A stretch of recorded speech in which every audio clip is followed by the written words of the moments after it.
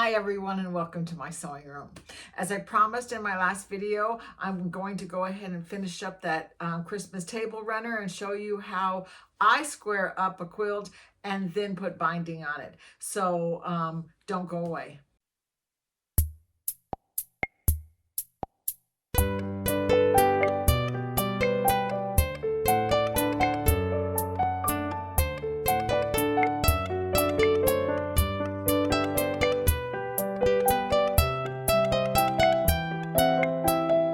So as I just said a minute ago, I made a table runner in the hoop of my embroidery machine in my last video. And then I promised at the end of it, I would show you how I go ahead and I square up my quilt and then how I put binding on. So let's go ahead and do that right now. I'm going to go to the cutting table and I'm going to show you exactly how I go about doing that. Okay, so I'm going to square up this table runner, and I'm actually going to use a smaller ruler, square ruler, and a smaller rectangular ruler. And the reason I'm doing this is basically for scale. I'm not telling you to use smaller rulers when you do table runners. I just want to be able to let you see a little bit more what it would be like if you were doing a bigger quilt. Normally, I would use one like this big, and then I would use one like this big. And I think the big square in the corner is very, very important because that kind of gives you the right angles that you need. So yes, you need a long ruler, but yes, you also need a nice big square. And I actually have a much bigger square than even this one, but I can't seem to figure out what the heck I did with it. Anyway, so we're going to use this little teeny tiny square to square up the corner so we get a nice right angle. And I'm going to set it over here and use my rotary cutter. And I've told you this before, I'm left-handed, so it may look a little bit weird, but I'm gonna try and get a nice straight line this way and across this way. So I'm actually cutting off part of the quilt on both corners. So I'm gonna cut this and go over here, and then I'm gonna cut this and go over here. And there, so there's a nice right angle. And sometimes when I do this, if I have sashing, I check and see if my sashing is pretty even from, there's 2¼ inches this way, and there's 2 1/8 of an inch this way. So it's off a little bit, but what's more important to me is that I have a nice right angle here. Okay, so now I'm gonna move it over here, and I'm going to do the same thing in this corner. So, and which is one of the reasons why I'm kind of happy that I'm doing this on a table runner, because if I was doing this on a big old quilt, it would be a little bit of an effort on my little cutting space that I have. Sometimes I like to go down to the store where I can use their big cutting table that has more room. Okay, so that is a right angle there. So now I can take that off, and then I'm going to use my longer ruler to kind of line them up so that this is going to this. And when I do that, again, I look to see if my sashing looks like it's straight, but I want to make sure that I'm right on the edge here, and I'm right on the edge here, and this is where I will straighten it out and even everything up this way. So now I'm going to turn it again. This is my longer edge, so this is going to take a little more effort. So let's do the corner here. And you can see as I do this, this is almost exactly 2 inches. This one is, yeah, almost exactly 2 inches again, but it's going in a little bit more here than it is here, and that's where we end up with a wonky quilt that doesn't lay flat anymore, because we want to put it this way so that that's straight, but then this isn't straight. So let's try and get this as much as a right angle as we possibly can. cut this. I like doing this near the edge of the cutting table so that I can walk around, so I'm not trying to do something, turn my arm all different wacky ways to get around the edge.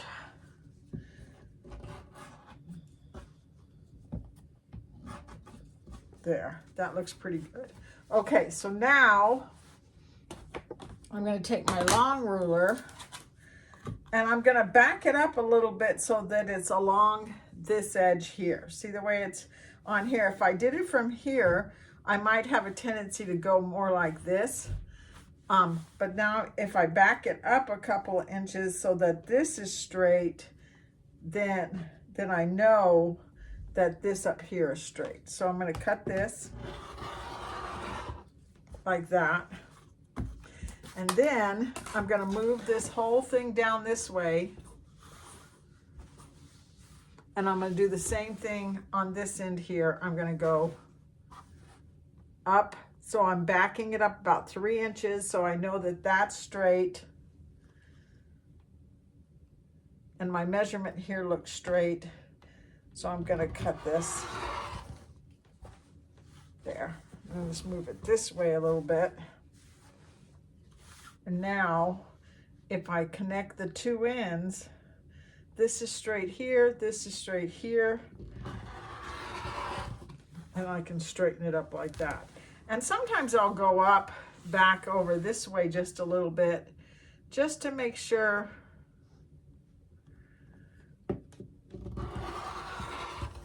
that that stayed straight there.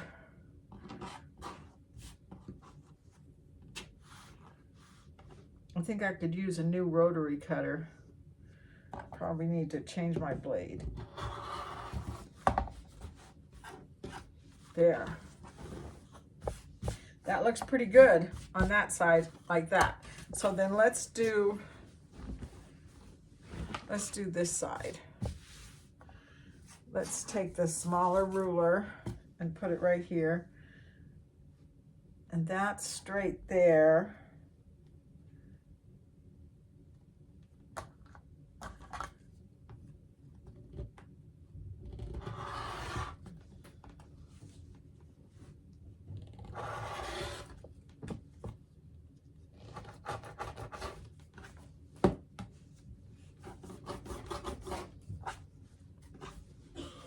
There's that.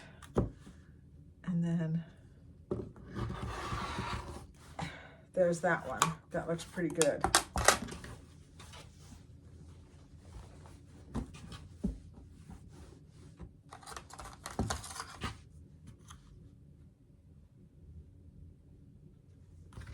This is nice and straight. I might move it up a little bit this way just to make sure that my ruler isn't turning. And then I'm going to go this way, back it up. Now when I'm looking at this, I want this sashing to be straight, and I'm turning it, I'm putting it all the way back this way so that that looks like it's, this sashing is about 1/8 of an inch away from that one. So I've actually turned it in a little bit more than I normally would have, just to make sure. That looks pretty even. Let's cut that. Okay, now I can move it down this way. Put that one there. I'm gonna come this way more. That did not work. I don't know, it got a little bit wonky while I was sewing it out. So that's why I'm looking at the sashing more.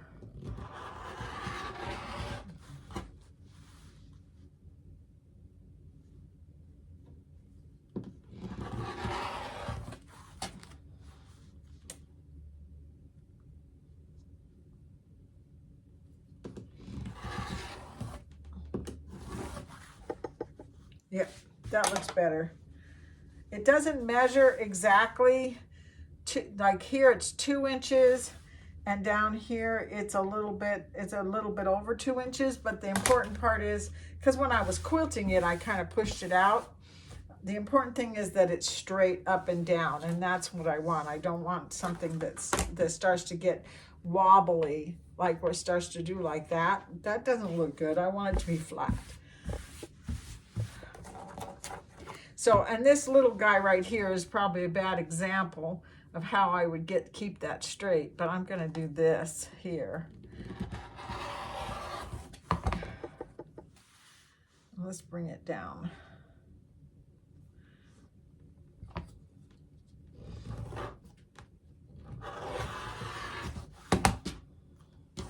I like that better. I think it looks a little bit straighter.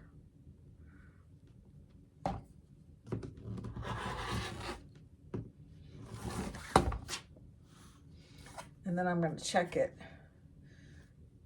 with my right angle. That looks pretty good too. Let's see. I think I'm off just a hair right here. Okay. So there is, let's get some of this crud out of the way. There's my table runner, and I think it looks really nice. It's nice and squared up. So now we're going to cut binding. And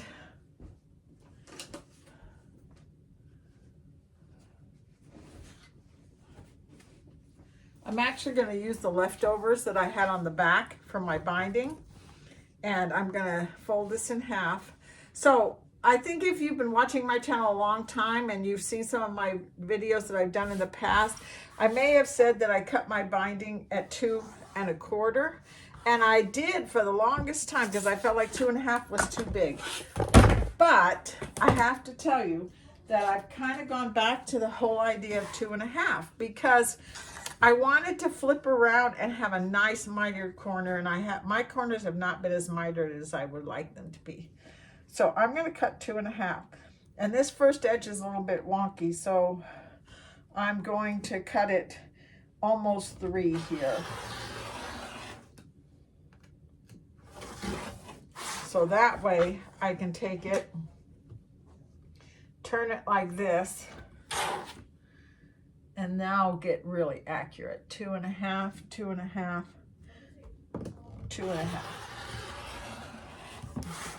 So I'm going to cut several strips of this so that I can take it and go to my sewing machine, and I'll show you how I make my binding. Okay, so the first thing we're going to do is we're going to connect these pieces that I cut. And I am very blessed in the way that I have a laser that I can turn on that goes right down the middle of this so that I can see which direction I want to go so I don't have to mark it. You may have to mark it at a 45-degree angle with a disappearing pin. Or actually, you could do it with just a pencil if you wanted to, because it doesn't, we're going to cut it off anyway. It doesn't make any difference. But I'm going to lay this at a 45-degree angle. I'm going to turn it this way. I'm going to put this down here, and I'm going to sew this so that it goes right into this little V that I've created right here. So there's one. I'm going to hit cut. Then I'm going to do the next one, and I probably am going to need at least 3 of them. All right, so first things first, this is the piece that I just created.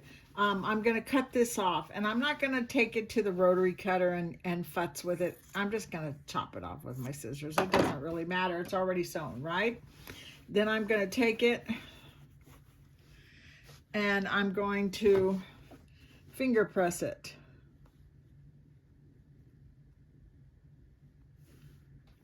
And you could take it to your iron and give it a good iron, and then fold it in half like this and give that a really good iron. I've seen all sorts of things where they tell you iron it out, make sure it's nice and pressed flat and everything. I don't. I just go ahead and start sewing it. So I'm going to get ready to sew this. I'm going to take the edge, and I'm going to fold it like this. I'm going to sew this on the front I have friends who are very good quilters who sew it on the back and then flip it around to the front and top stitch it with their machine. There's nothing wrong with that. I always hand sew my binding. I like it hand sewn on the other side, and I find it very comforting and soothing to sit and do that in the evening time, so it doesn't bother me. I am going to lay this on the edge of this and give it probably a good 6 inches. So I'm going to start sewing about right here. It's in the middle of one of the ends. And then I'm going to fold this, lay this all the way down, and I'm going to start sewing. And I'm about 1/4 of an inch away. Actually, I should move this laser so that it is at my 1/4 inch mark right here. That's where I usually keep it at, right there. And I'm going to sew this. And then I'm going to stop about 1/4 of an inch away. And I don't have a 1/4 inch foot on this, so I'm not sure exactly what 1/4 of an inch is, but I usually guess pretty closely. And then when I stop, I'm going to lift my foot, pivot it out, put it back down again, and sew at an angle to the corner like that. And then I'm going to hit my scissor cutter. Okay, so now I'm going to put this right here, take it and fold it so that it goes straight across this way. And I saw somebody once explain this, and it made a lot of sense. This line should continue with this line so that it's straight this way. And this is straight this way. And then we're going to fold it back this way. So we've created this little triangle right there. We're going to put it down. Then we're going to turn the whole quilt so it's going this way. And then we're going to put the foot down so I can feel with my fingers. Stay up there. Right there, that's where that fold is at. So that's where I want to put my needle. And it's about 1/4 of an inch away from the end. Okay, so put the needle down there. Fold my end and keep going.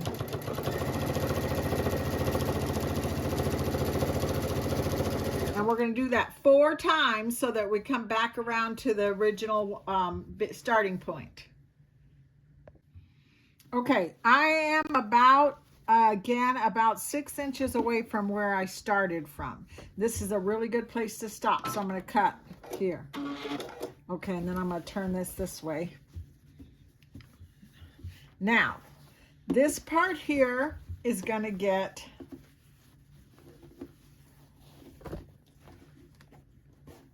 folded back this way. And this part here is going to get folded back this way. I am going to leave 1/4 of an inch between these two folded edges. And I could actually, I have a measurement down here on the bottom of my sewing machine. I could check it and make sure it's exactly 1/4 of an inch. I usually just go, okay, that looks pretty good. I think that's 1/4 of an inch. Now,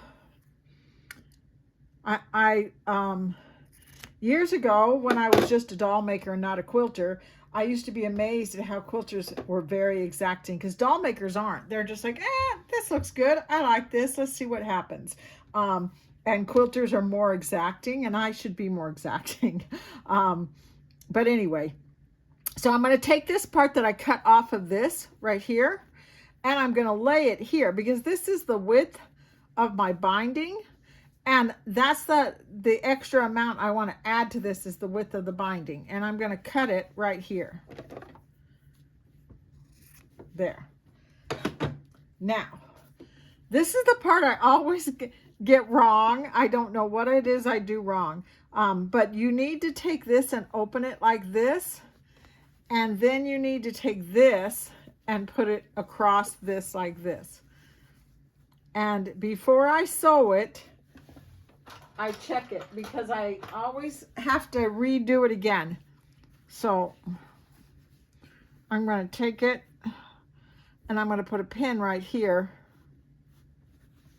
And I'm going to put another pin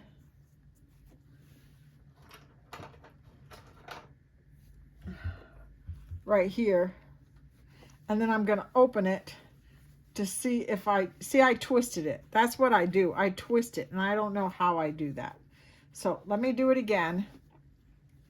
Let's take this. Actually, I think this is what I did wrong. This part goes down. This part goes up like this. I think that's absolutely right. So let's put a pin here.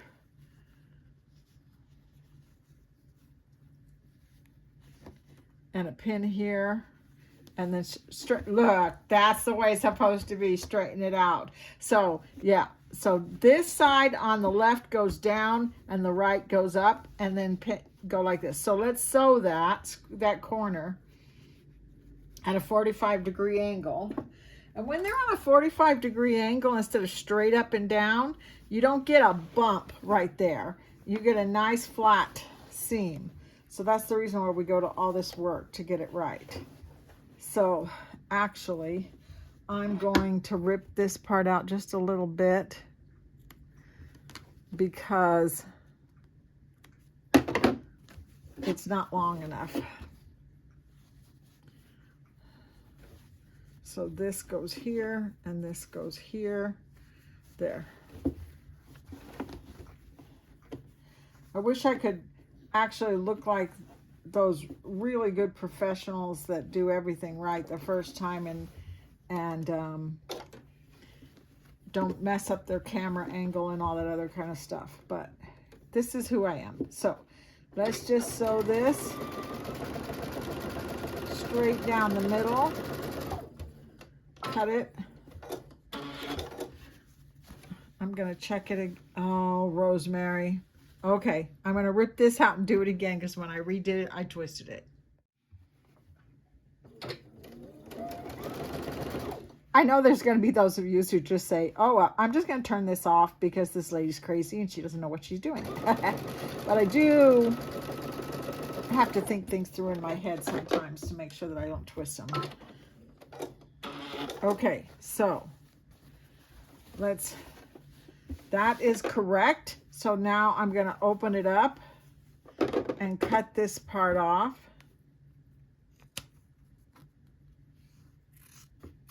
I want to open my seam and finger press it down really good and then fold it. And then we're going to turn it.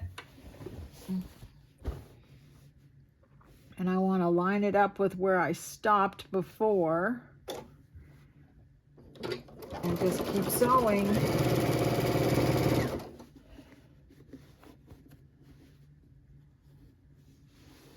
And close that up. And if I measured it right, it should just completely close up perfectly without any problem. And it did. That came out pretty good. Okay, we're going to give this a try, see if I can do this okay. So this is the back side of my table runner, and this is the binding that we just sewed on. So I'm going to pull it to the other side so that I'm covering up my stitching line. And I have these Wonder Clips, and I really like Wonder Clips. There's all different sizes and shapes, and the little ones to me work the best for binding. So I am going to put those on there. And then let's move it over this way. So here's the corner. So if we take the corner and we flip it so that it's flat and it kind of sticks out over here like a quarter, like a little triangle out here, then we can take this side and fold it in over the top of it like that.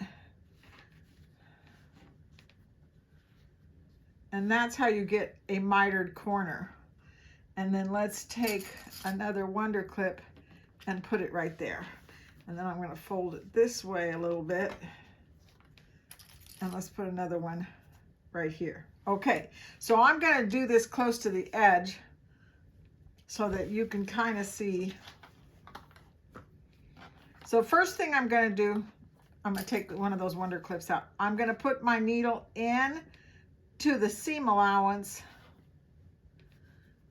and I'm going to hide that knot in there. And then I'm going to pull this back where I had it before.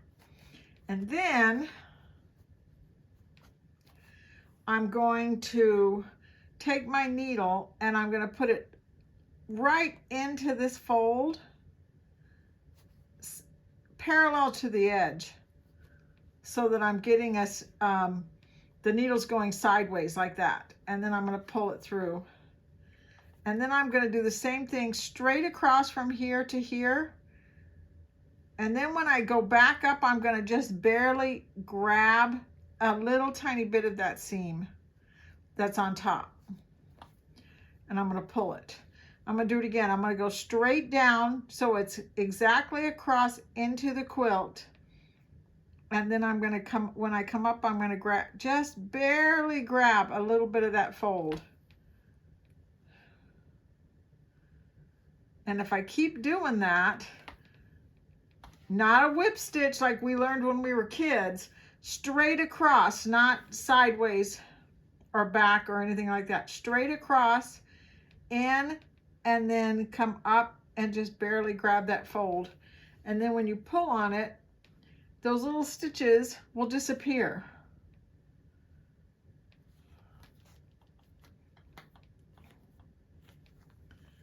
Okay, so now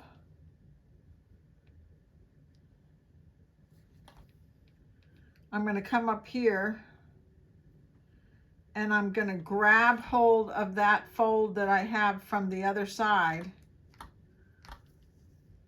and give it a little tug. And I'm going to take another stitch right in the same spot so that I know that I got that corner. And now let's turn it. Take the Wonder Clip off. And then I'm going to put my needle in right at the end of this corner, and then again grab hold of just a little bit of that fold into the quilt, come up. The smaller you can make your stitches, the more invisible they'll be. Don't get in a hurry and start making really big stitches.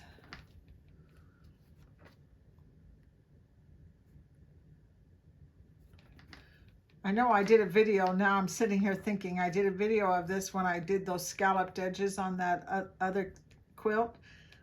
Same idea. Okay, so I'm going to go ahead and I'm going to finish this, and then we'll have a table runner. All right, so I hope that was helpful to you. Everybody does a little bit different. I have watched some of my own videos and learned some different things about how to square up a quilt and how to finish up your binding. And a lot of people do that connector part at the very end where you're trying to connect the binding in a different way. I found this one works the very best for me. So there's my table runner. I think it came out absolutely beautiful. I'm very pleased with it. I'll be showing it at So Fun. So those of you who are in the Denver area, please come to So Fun in October, and you'll get a chance to not only see my table runner, but I have a lot of really fun stuff. I have some Halloween, some fall, and some Christmas. So I think it's going to be a really fun So Fun, and I'll see you there. Bye-bye.